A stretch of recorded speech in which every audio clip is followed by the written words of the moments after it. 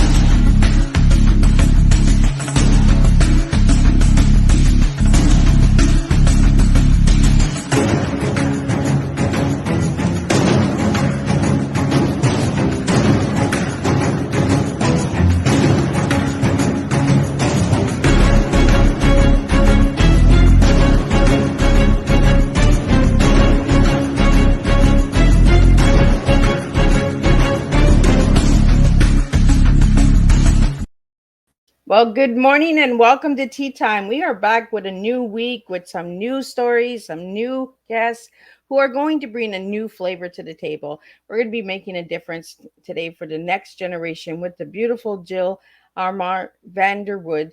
She's sitting in the back of the studio. So we're going to get the disclaimer going. We're going to get the bio, and then we're going to get Jill in here. We're going to spill a good, strong TEA this morning with you. So for all of you out there, share this Tea Time. Click on the share. We are streaming to multiple platforms this morning. We are sharing on Facebook, LinkedIn, YouTube, Twitch, Twitter, all of the good places. So if you're on those channels, please give Miss Liz a follow and subscribe so you can see all these amazing tea times. Switch over to the YouTube channel and give that a quick subscribe, and you can see all of these tea times live or replays. There are over 250 different shows. So this morning, we're going to start off with a good, strong cup of tea. We're going to give you a good flavor of outcome. So you get to choose. So we're going to talk about that with Jill. So before we get started, here we go. Disclaimer for Miss Liz's Tea Time live show. Miss Liz myself is going live using StreamYard. Before leaving a comment, please grant StreamYard permission to see your name at StreamYard.com. Please be advised that the content brought forward for any Tea Time show hosted by myself, Miss Liz, is always brought forward in good faith. However, may bring forward dialogues and opinions that are not representative of my platform. The facts and information are perceived to be accurate at the giving time of airing. All Tea Time guests and audience participants are responsible for using their good judgment in taking any action that may relate to the discussion. The content brought forward may include discussion for some where they may be emotionally at risk. It is significant to know that the show is engaging in discussion forums only to offer and inspire awareness and connection and is not providing therapeutical advice. If you have any questions about the disclaimer or the panelist discussion, you may freely contact me, Miss Liz, through my email at bookingmissliz@gmail.com. Moving forward, should you choose to voluntarily participate in today's show in any aspect, I myself, Miss Liz, welcomes you. And should you decide that the show is not made for you at this time, I respect that wish and will see you at a later show at a later date and time. And again, all tea times this year are done on Thursday, 10 a.m., 3 p.m., and 7 p.m. Eastern Standard Time. If they're not on a Thursday, it's because they are a rescheduled show, which will be a Monday or Tuesday. So now a little bit on Jill. Jill Ammon Vanderwood is the author of 14 books, including her latest series, The Path You Choose series, where the reader is the main character and asked to make choices throughout the book. There are up to 15 possible endings. Jill is active in her writing circle and busy with her Quilt Guild. She has won numerous awards for her writing, including 3 Golden Gill Awards and the Writer of the Year from the League of Utah Writers, Indie Excellence Award, 2 Mom Choices Award, and the Dove Seal of Approval. She grew up in Portland, Oregon, and is in a family with 11 children. Jill and her husband have four grown kids, nine grandchildren, and three great grandchildren. Her family is her main joy and motivation. So let's get Jill in here so we can spill a good strong cup of tea, and I can take a sip of tea. Good morning, Jill. Good morning, Liz. So it is an honor to have you here, Jill. So let's get into who Jill was as a little girl and who Jill is now as a great grandma. Well, I think I had a big imagination, and as bad as that could be, I became a little bit of a liar because Oh. I thought I could make up a story that sounded better than the truth. I had to learn about that the hard way. A lot of learned lessons, right? Because you're a great grandma. So the little ones, do they try to pull a fast one on you? Oh, yeah, but they're not very good at it. I mean, I can see through it. So, Jill, what got you into writing? It was when I had grandchildren, believe it or not, and the grandchildren wanted me to tell them stories when they would sleep over, and I would make up. I had to tell them Jack and the Beanstalk every single time, so I started changing it Oh, and putting them in as characters. And then I decided, why don't I just make some stories with them as the main characters? And that's how it all began. I thought maybe I can write these stories. So I started going to some writing workshops and classes and decided that I was interested in writing. so you've written over 14 books. So how long does it take you to write a book? I'm trying to put out a book every year. Every year? I haven't quite gotten there, but I mean, there's some years where I didn't, but most years I put out a book. So it takes you about a year to write it, then process and publish and edit and all that good stuff, right? Yes, I hire somebody to edit my work before I do anything with it. So how old were you when you wrote your first book? The When it was published, I was about probably 53. Oh my goodness, Jill, I would not even give you. I don't even like you have 14 books out there. So 14 guys, do the math here. She's saying 53. Yeah, Wow. See, I'm a late bloomer. you just never know what age, right? It you can be to start something. But Jill, I would have never gave you that. I would have thought like you were around my age. But you're a great grandma, so yeah, you'd have to be a little older. I'm a grandma, so you know. So Jill, let us know a little bit about the beanstalk. What was it about the Jack and the Beanstalk that really got you to? Well, I was just making up different characters for Jack and the Beanstalk and having other children go up the beanstalk with Jack. And then I decided, I'm tired of this Jack and the Beanstalk. Let's try something else. So how did you change the story? I just added my grandchildren as characters, putting them up the beanstalk with Jack. So they took their own little adventure up the stalk to see what they could get. Yes. Yeah, because I think when he climbed the beanstalk, he went and got the golden egg and he got a bunch of things. Did he not? The golden egg was one of them. I remember that. Yes. I don't know, but these grandchildren are in their 30s now, so I don't tell that story to them anymore. So they're like my age kid. My children, my daughter's going to be 31 on the 28th. So yeah, it does go by fast. The years go by fast. So any intentions of writing any new books in the new year? Or? Oh, yes. Well, there was a book that just came out in July, so that was Keeping Secrets. And So during, then go ahead. I went and spoke with an agent at a conference recently, and we're working on an idea that might work for him. We'll see.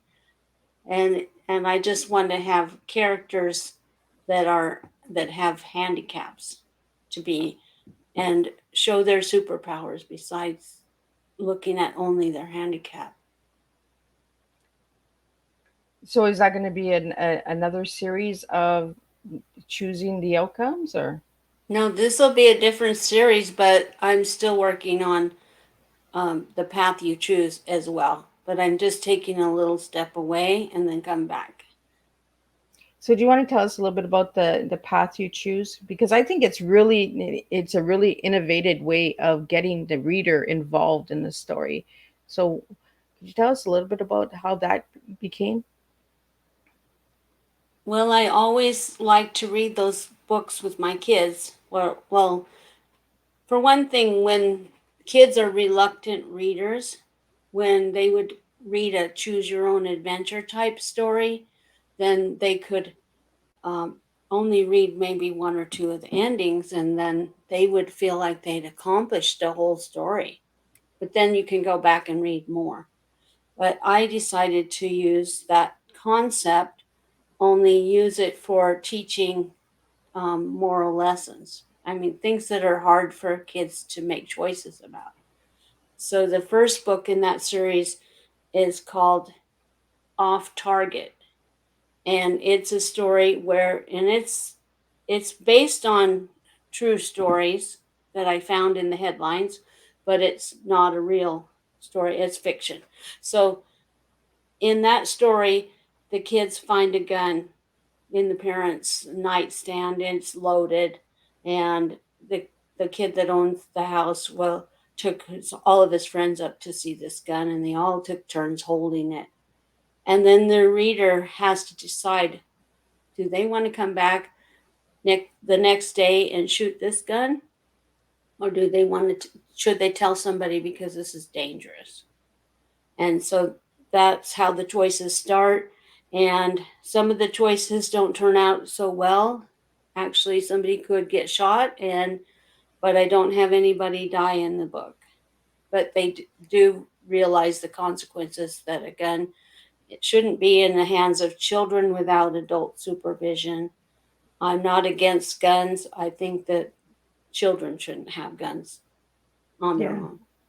So And how is it at the end of the book? Is it throughout the book that you're asking them to make a choice, or is it yes, at the end of the story? no, it's throughout the book. So at every corner, they have to decide which direction to go. So at the end, there's several stories. There's one where they come back to shoot the gun. There's one where they tell somebody and they get the parents all get together and talk about it and tell the children. But one story goes as far as somebody's being bullied at school. He decides to take the gun. The kids encourage him to take the gun to school just to show the kids who's the boss. And that doesn't go so well. In one case, that story splits off. In one case, the main reader decides that he better tell somebody that he thinks his friend has a gun at school. And the other one, he actually goes into the cafeteria and flashes the gun around, and everybody's hiding it. So that's how it goes throughout the book. They could go off this one direction in the beginning, or they could go all the way to the end where something actually happens that's bad. So like in each chapter, do you have a part, Jill, where you say what choice would you make for the outcome of Yes. this part of the story, and then you move on to the next part because of the choice that they make in that chapter, Uh then huh. it'll decide what's going to happen in the next chapter for them, correct? Yes. And so they probably have more choices. When they see that somebody has a gun, do they tell somebody, or are they too afraid, or they don't think something's going to happen? And then at the end, there's endings throughout. So you don't read this book straight through. You read it according to what choices you make. So you turn to that page where that choice is. And then you'll have another choice and you'll turn to another page. So you might start at page one where everybody reads the first 6 pages together. And then you end up on page 50 something with your ending. And then somebody else you're reading a different story. You end up on page 30. so on like that.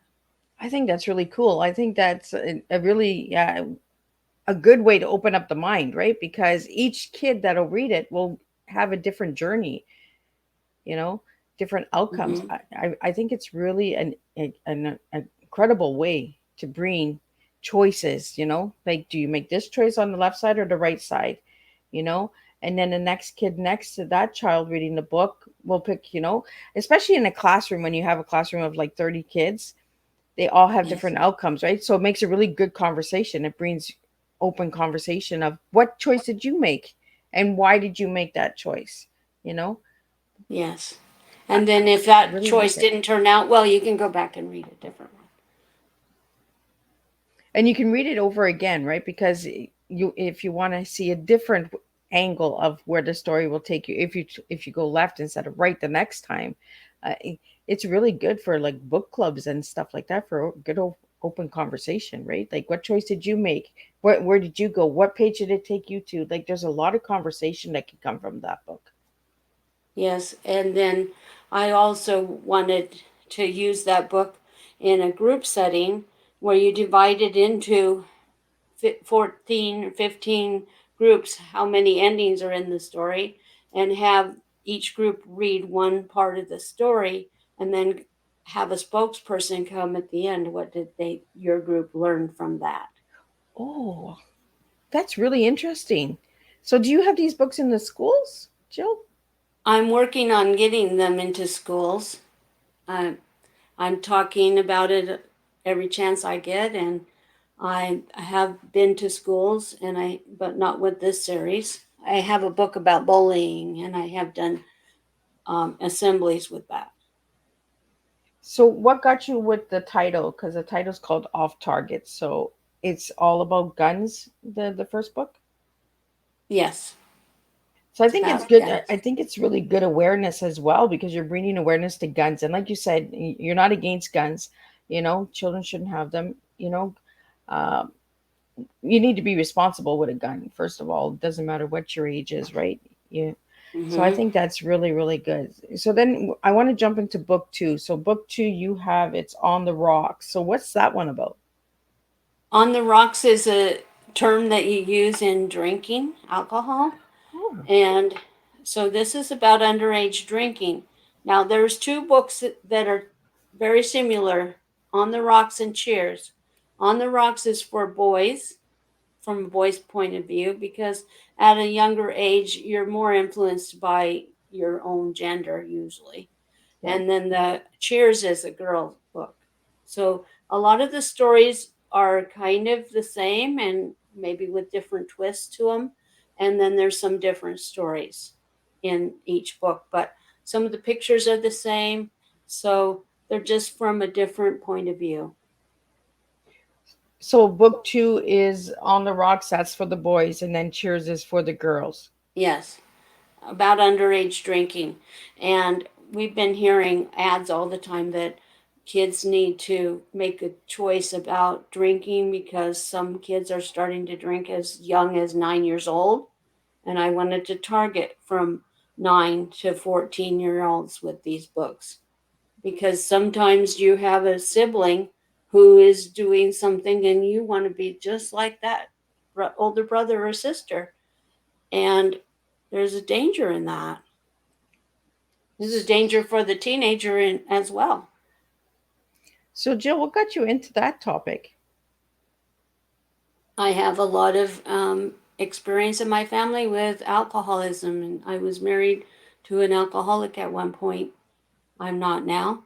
And I've had to see this from the other side. I'm not a drinker, I don't drink at all, but I've had to witness this. And once there's an alcoholic in the family, it kind of runs through the family here and there. Even on my growing up side, there's a few people that have had problems with alcohol. So I thought maybe if kids could learn about it at a young age, they could make those choices early and they could see what could really happen because they're putting themselves in the place of the person who's making these choices. So they're actually making choices in the book themselves. I think it's really empowering what you're doing, Jill. Like having these books, we don't speak of this, right? We don't speak of guns. We don't speak of underage drinking. We don't speak of these topics. Uh, and I like that you have these books out there. So the outcome in book number 2, let's get into book 2 and then we'll get into book 3. So for the boys, what choices do they have to pick from? In the boys' book, there's a kid that there's been rumors at school that he is drinking, and that this one boy has come to school drunk a few times. And then that boy decides to have a party while the parents are gone and invites the main character to that. Well, he before the party, he brings out a flask at school and says, "Let's get this party started now. You want to come and have some drinks with me?" And then the character says, "Oh, I think those rumors are true. He is drinking, and he has to decide with his own classmate if he's going to go out on the playground and drink, or is he going to say no and go home." And it goes on like that. The two boys are home alone because the parents have decided to trust them for a weekend while the parents are away. And the older brother is starting to break rules right away and have friends over, and then they have a party. Him and his neighbor have a party, and the kid has to decide if he's going to go to that party. And then he has to decide, is he going to get in a car with a drunk driver? Is he going to, um, when somebody passes out at the party, is he going to call 911 or get out of there so he doesn't get in trouble? And those are the choices that go throughout the book. So in the girls' book in book 3, you call it Cheers. Why that title? Well, cheers is another drinking term, but so on the rocks, I used it as the drinking term and as they have an accident on the rocks on a cliff. So I used two examples there. And then in cheers, the girls are at a cheer practice, learning how to cheer and with an older girl. And she offers a glass of wine and says, "Let's have a toast because you did a good job on your cheers." And then she says, "You don't have to take the glass of wine, but at least hold on to it for the so we can clink glasses, you know." And then the main girl has to decide, am I going to drink this wine or should I put it back? Her friend puts hers back, but does she has to decide. And then the girl that was leading the cheers picks her up for a party, and she is already acting like she's pretty drunk before when they get in the car. And then at the party, the girl who was leading the cheerleading actually passes out, and she's been drinking since early in the day, and by the time she got to the party and drank more, she's had too much. And then she also has to decide, am I going to call 911? And her sister tells her to get in the car and get out of there. And she gets in the car with drunk driver. And the girls go on the freeway. They're being really loud, and she's in the middle of a dangerous situation if she made that choice. So, and again, it's the same as book 1, right? They have different choices and different pages. So if they take the left side, they go to a certain page, and then if they take the right Yes. side. I think it's really incredible what you've done with these books. It really opens up, and they should be in schools, And I love the target 9 to 14 because that is a challenging time. That's where peer pressure comes in, bullying comes in. Just do it just one time, and that one time turns into 5 times, and then 5 times turns into a life addiction. Um, and I'm glad that you used your life story as well in a way to make people choose. Your choices do have consequences and stuff like that. So growing up, Jill, did you have to make a lot of choices? Well, everybody does. And sometimes the choices I made were wrong. apparently, because I married somebody that was the wrong person. And I also, I drank a little bit when I was a teenager. And I know my parents would have not approved of that. And I've decided that there's no way I want alcohol in my life. I, I don't need it. I like to have a clear mind. Yeah. So, were you a young? How young were you, Jill, when you were drinking? Probably 17. So it's that. It's just a couple times where somebody handed me something tonight. And so I had to make a choice too, and the choice I made was wrong. But I had to live with my choices. Well, at 17, the peer pressure is right there, right? Like the teenage Hmm. years are hard. You know, people say, "Oh, teenagers, they have a lot of peer pressure. A lot of bullying goes on during the teenage, oh, just try it just a little bit, and a little bit turns into a lot a couple years later. I'm really glad, though, Jill, that, that this is something we don't really talk about is the kids, the addictions, how young they start, and where they can turn out to, right, by a choice that we make. For any of the listeners that are out there, if you're struggling with any of this, like, I think these books would be really incredible for you to grab. If you're trying to teach your children different outcomes in life, make different choices. This series is really incredible to grab. So, Jill, if they wanted to grab this series, I want to talk about your other books as well. For this series, the Choose the Path, um, where can they find these books? These books are available on Amazon.com, and they're also on Kindle, and they're set up the same way. There's a guide at the beginning, and it tells you what pages to choose for each story. So if you wanted to print out that guide, you could just go from one story to the other. You could skip the first 6 pages or whatever to go right into the story, because every story starts the same. So, and Jill, I want to get back into the other books now because this is a series, right? The book one, two, Yes. and three. So, your first series, like your first set of books, you mentioned at the beginning of the show you were bullied. So, you wrote a book about bullying.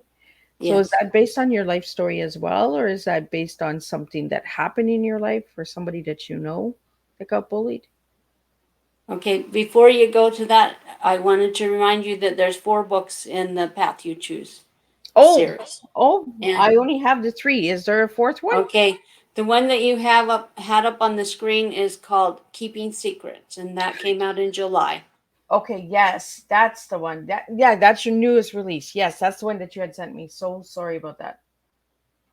So let's get into the book four before we jump into the other I'm books. sorry. No, no, that's um, good. Thank you for reminding me. I was just like, no, I'm missing something here. So thank you for reminding me for that. So keeping secrets, what's that one about? okay, this one I've had some book reviews on, and they recommend this to be just a little bit older audience, Okay. um, because even though some of those things can happen to younger kids. Okay. The girls are at a slumber party, and they're probably between 13, 14, 15 years old. And they have, they've been doing the things that girls do, talking about boys, dancing, making videos, and then they decide to play a game. And this is to tell your deepest, darkest secret. And the secrets get kind of dark because some people are really dealing with some things. So, one of the girls has been a witness to a crime, and she doesn't know whether it was a hit and run accident. And she doesn't know whether to get her brother in trouble or keep this secret. But eventually it's going to get out anyway because the car's been damaged. There might be blood evidence on the car because he hit somebody. And so that's a secret. There's one about a girl that's on drugs. She's been sneaking out at night with her brother, and they started out drinking, but then the brother's friends are a drug dealer, and he's giving her drugs, and she doesn't even know what, but she's addicted to it, and she needs to get some help. And then another one is, let's see, there's a girl that's been, thinks she's been kidnapped when she was a young child. And she's found some evidence in the house. There's there's people that are, um, they they make guesses because one girl runs out of the slumber party and she says, "I'm never telling my secret, never. No one's going to hear my secret." And she runs out, and it makes everybody think what that secret could be. And so the girls go off on, maybe she's on steroids because she's gaining a little weight. She's, maybe, let's see if she's eating too much. Let's see, maybe she's hiding a runaway under her bed in her room, and different things like that. So they're trying to guess her secret in a couple of the stories. And then at the end, you hear her secret, and you can see whether they were way off on the secret or not. So one of the girls' secret is that she's been molested by an uncle. And then the mom comes in and tells her story. And when the mother was young, she was playing hide and seek in her neighbor's house, and came across some pictures that were child pornography. And then she tells about what happens when you try to keep a secret and it eats away at you. And she got so that she was so depressed that she couldn't talk, and they had to put her in a mental hospital. And the mom tells that sometimes you should tell your secret because keeping it is more harmful. And the people that were involved could have been, in more danger because she didn't speak up. And those are the difficult secrets. And then I handle them by having the kids try to help them solve it. And there are places where you can go for help if you don't want to turn to your parents. There's a school counselor, there's the minister at your church, there's a lawyer, a doctor. Those people, the counselor sometimes has to tell the secret if it's harmful. They're not they're not doctors unless they're doctors. And so these people, the clergy and the doctor and the lawyer, can keep your secret. It's confidentiality, but they will probably also help you try to solve it.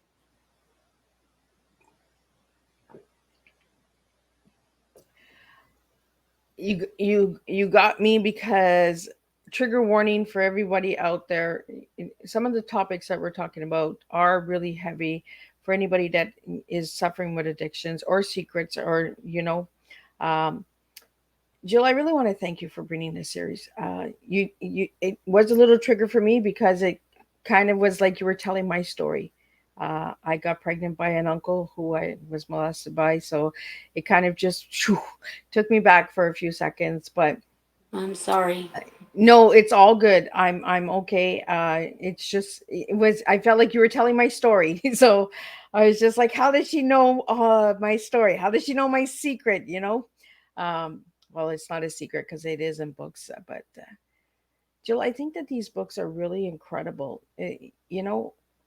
For the viewers and listeners out there, we need more books like this. We need more awareness, and through storytelling, you really can help and save a life. You really can make a difference. Jill, before we went live, you talked about making a difference for the next generation. I think this series is really going to make a difference for a lot of people. So, what age group is this book rated at? Well, the people that reviewed it said maybe start with 12-year-olds instead of 9-year-olds.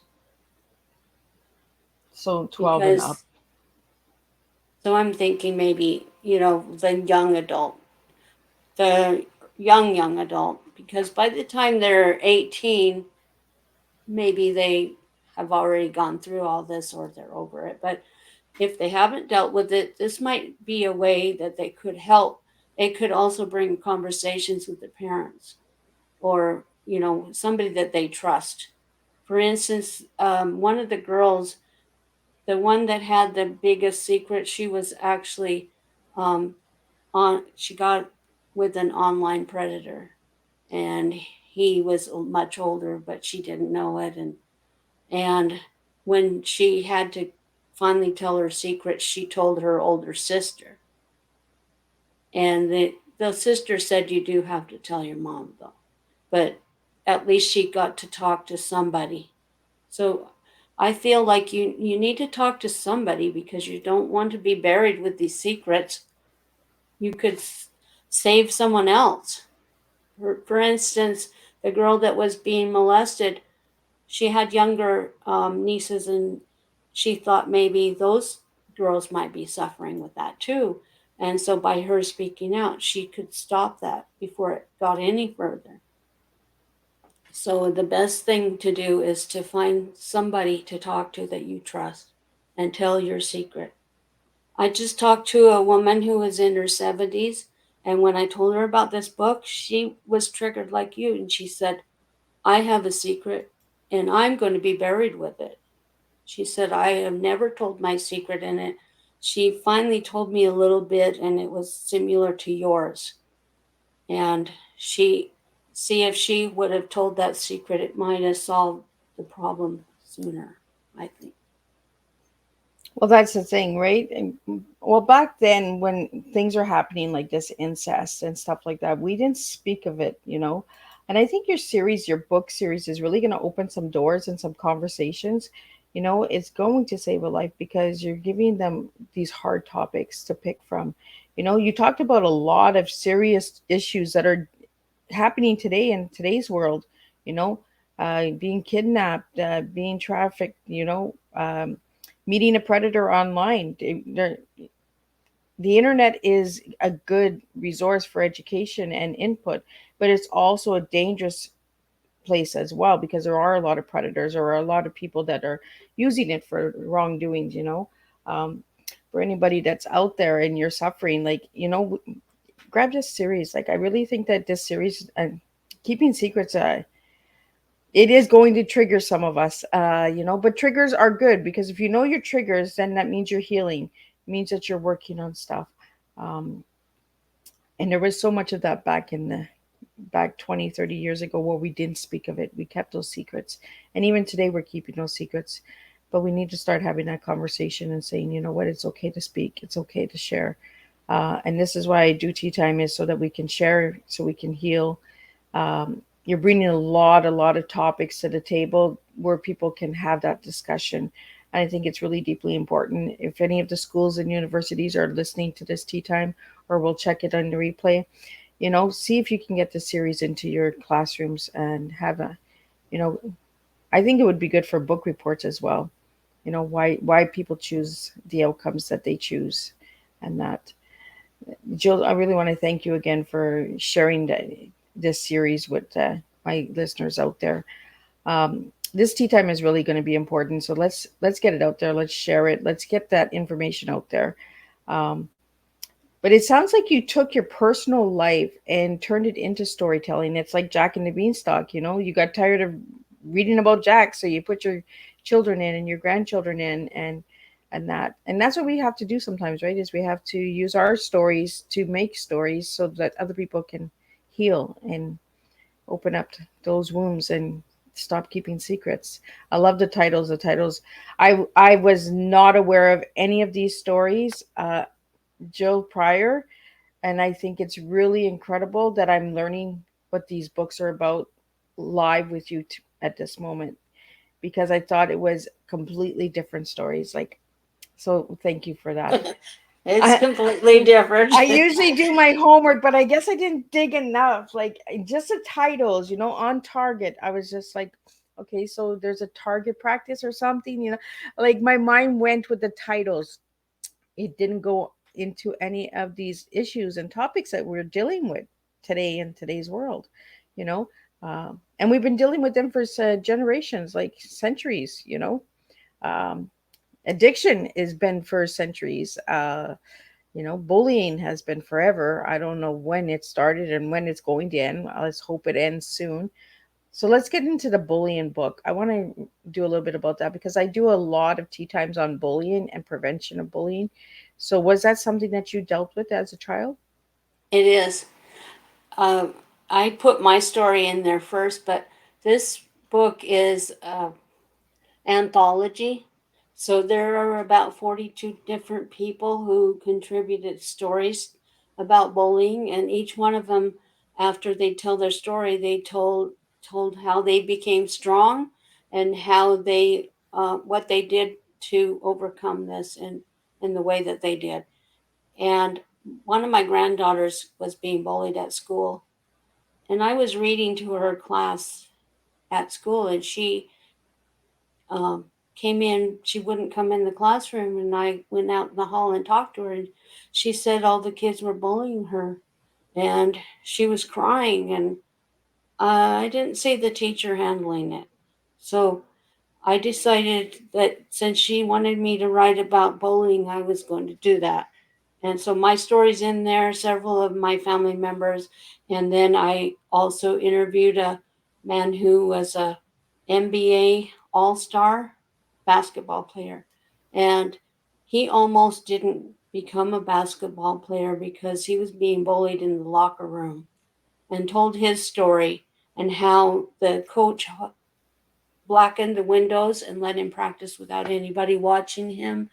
And it turned out that mostly the boys that were bullying him saw his potential, and they saw that he could be better than them, and they thought they would lose their chance to become basketball players if he got anywhere, so they tried to get him to stop being a basketball player. And different people, even some movie stars, have I interviewed about their story. One lady, when she was young, she had her teeth were more gum than teeth, and it was embarrassing, and people were calling her Gumby. And it turned out that she became a advertiser for toothpaste. Can you believe that? And she just learned not to put her lip all the way up. And she became a model, and then she was an actress, and she overcame that. And she just said to kids, do whatever you're good at, find out what you're good at, and just practice that. You don't have to let the other kids know. For instance, her nephew, she said, was um, being bullied at school, and he found out he was good at tennis. So when he wasn't at school, he was practicing tennis, and he went a long ways with that. You don't have to be what people say you are, like you told us earlier. Yeah. I don't have to be bullied anymore. I was bullied in school because I was a new girl, and because I told on somebody. And so all the boys in the class decided that they were going to get me, and they did. And no matter where I went, they tried to trip me, they spit at me, all kinds of things. When even after school, I had eggs thrown at me. I had spit in my hair and long hair, and I had to hold it out here so it wouldn't drip on me. It was just nasty stuff. And I overcame that. And I'm not that person that they say I was. I really think that this morning's tea time is really inspiring. It's really shows you that you can make a difference, you can change your life, but I the effects of bullying last a lifetime, you know. Uh, I'm sure certain things trigger you as well, Jill. If you see somebody getting bullied, or it brings back that memory of, somebody tripping somebody, it really does affect us for lifetime, you know but we can make a difference, and we can change our stories. We can be that person, like you said, the lady for the toothpaste. You just never know the outcome of your life. And I really think that this morning's tea time isn't showing me that, just keep pushing through. No matter what happens, just push through, and continue on. Be that person that they all say you can't be. Someone says you can't do that, you go out and you do it. You show the world that you can. Uh, it's really, really inspiring this morning. This tea time is not anywhere where I thought it was going to go.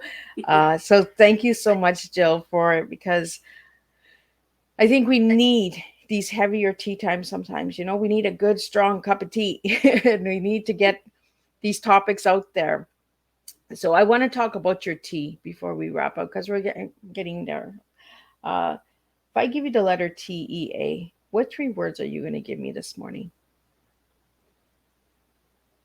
We talked about this now. I I can't remember. I'll see. I think it was T was teaching, Mm-hmm. wasn't it? And E was educating. Example and education. Yep. Example, example, and then I said A was author. Yes. So do you want to tell me why you gave me those three words? Because I feel like my goal is to teach. And I've been a Girl Scout leader, and I know that kids don't make choices very well. So when I was a Girl Scout leader, was, I would take the girls into the store and they get to pick out what they wanted for their craft.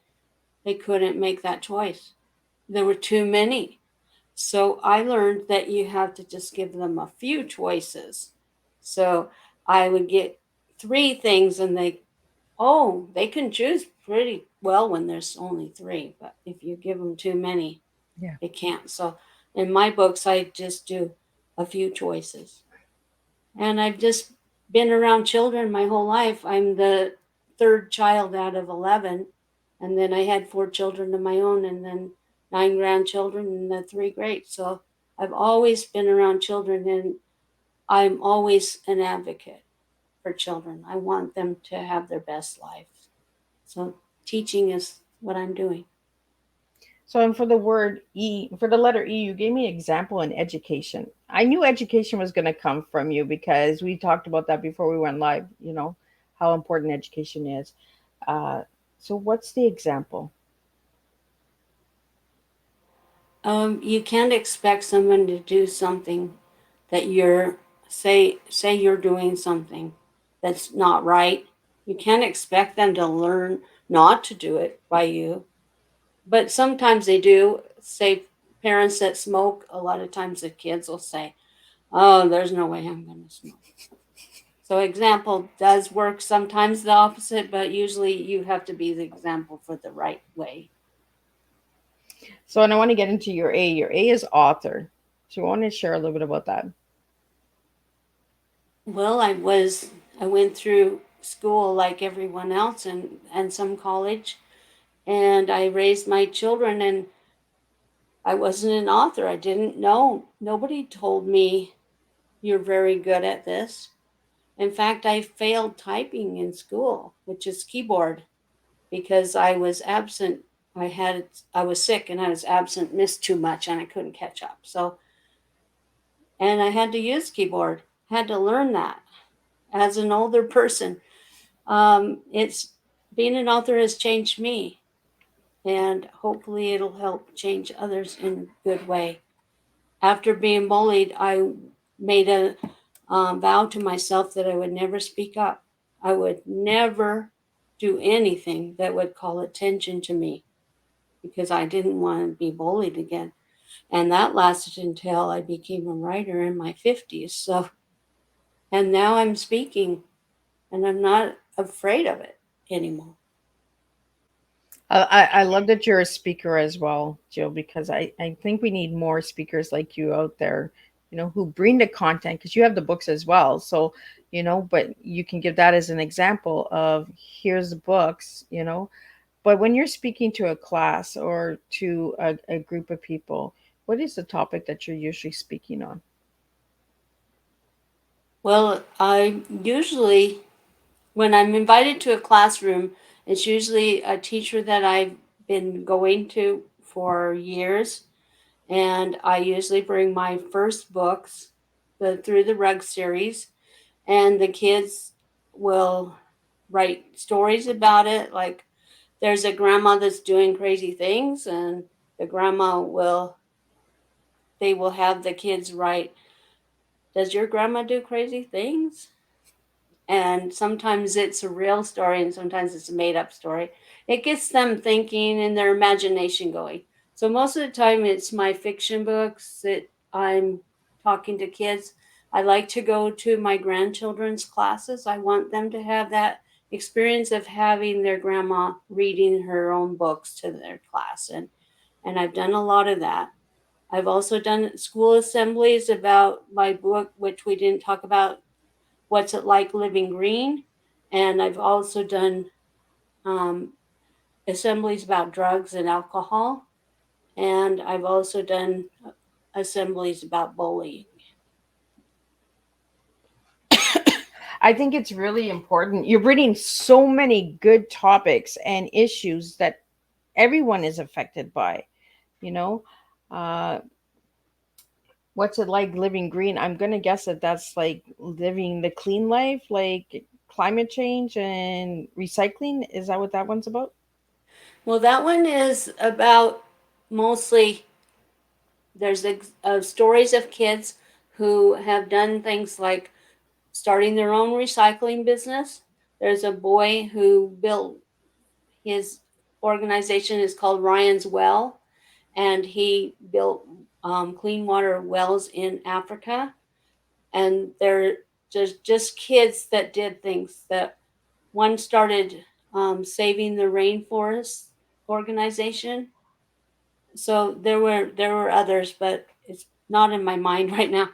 So I wrote about kids that were doing living by example, and making good examples that other kids could follow, and some adults who lived off the grid, and how things cause pollution, and so it's a nonfiction book, and it's about the environment, and it's how, and at the end of every chapter it says take a green leap, and it has a frog, and it tells them take a green leap by turning the water off while you brush your teeth, and that sort of Oh, thing.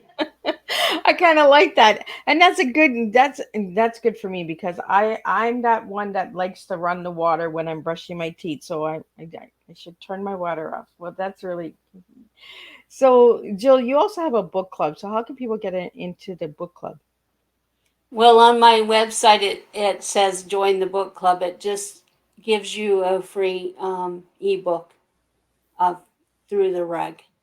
Sometimes that doesn't work, so if it doesn't work, you can always email me and I'll send you a copy ebook. So on your website as well, I noticed that you have a blog. And on the Yes. blog, you have some incredible topics. You have the writing and publishing, reading and watching, advice from grandma, uh, things that matter, and I'm only one grandma. So do you want to tell us a little bit about that before we wrap up? Well, I like to, I don't just write one blog, so each blog is about different topics. So, about different books, experiences I've had. There's one about for things that matter. I tell about how I lost my hair when I was eighth grader. My hair just fell out in handfuls, and how that experience affected me, and then how I found out what I found out about it, and that my hair did grow back. So, and then I had people say that that happened to them, and hopefully their hair will grow back too. But it's very hard when you're an eighth grader. Yeah. So, so Jill, you have the things that matter, and you also have reading and watching, writing and publishing. So, are these things that you encourage people to do? These are things that I write about from my experience. So the last one I probably wrote about my new book that's Keeping Secrets. And I'm going to start writing a series on writing and publishing where I do short articles about my experiences in writing, how I started, what kind of things happened, and what I recommend. So I have so many topics that I want to write about on that topic so they can help other people say, hey, she did it. Maybe I can do it. If anybody like you've inspired me this morning, Jill, with what you do, it's truly inspiring to know that there is this option out there. There is this choice. These types of books out there. It's completely different, and it opens up the mind, you know, and choices of teaching us at a younger age as well, because the age group that you're working with is 9 to 12, and then you said the last book is up 12 and up, you know, at such a young age, you're getting the minds opening up to decide and make a choice. And choices lead to outcomes in life, you know. If you go the left way, sometimes you know, you get married to the wrong person, and I've done that too, Jill. Like I've married the wrong person, you know. But it gives us that lesson in life to teach us that it's not over. We can still try again, make another choice, and have better outcomes. It's So never too late to make a right. different choice.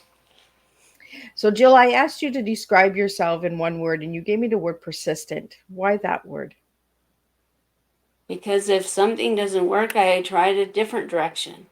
I had a friend when I first started writing, and I said, I think that only the very best writers ever make it as a writer.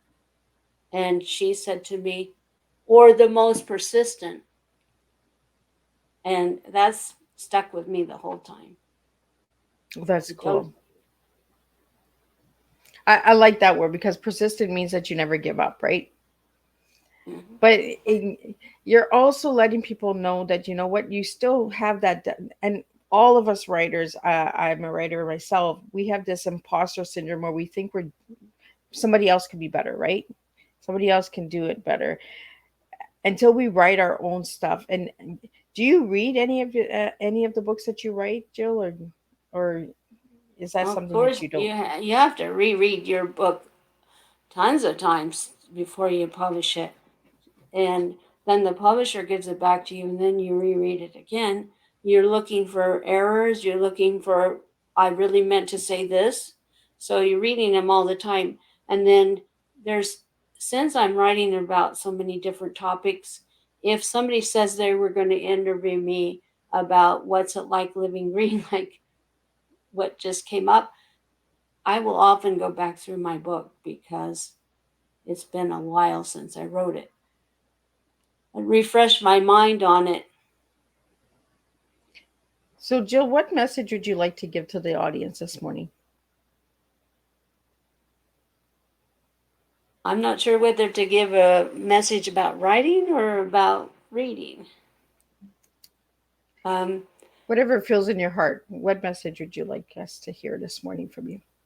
if you have a message that you want to share, maybe you can become a writer too.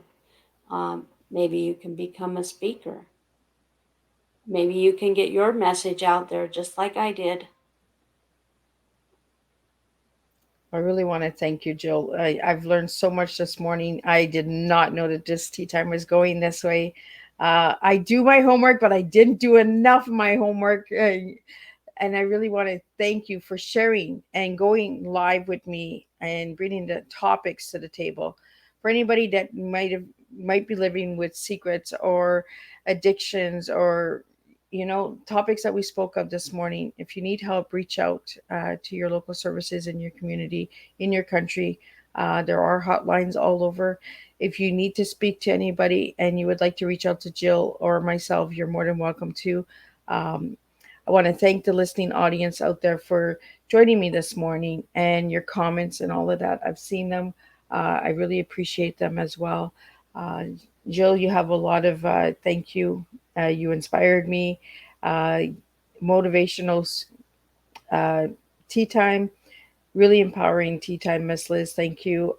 So, Jill, thank you for sharing this morning with all of us out here. We will be back this afternoon at 3 p.m. Returning guest Deanne Boyne will be joining us, and she'll be bringing in her new children's book that's called Boomers. So we're going to be talking about children's books. We're going to be talking about a lot of educational books today. The 7 p.m.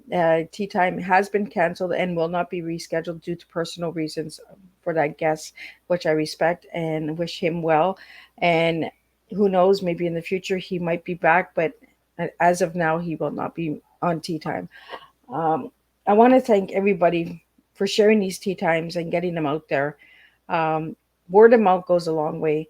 These tea times are created for awareness, to teach educational awareness that all stories can make a difference. like Jill has this morning with all of us. So share your stories and let's all make a difference and let's share our TEA with the world, one cup of tea at a time. And I'll see everybody at 3 p.m. Eastern Standard Time with the second tea time of this week.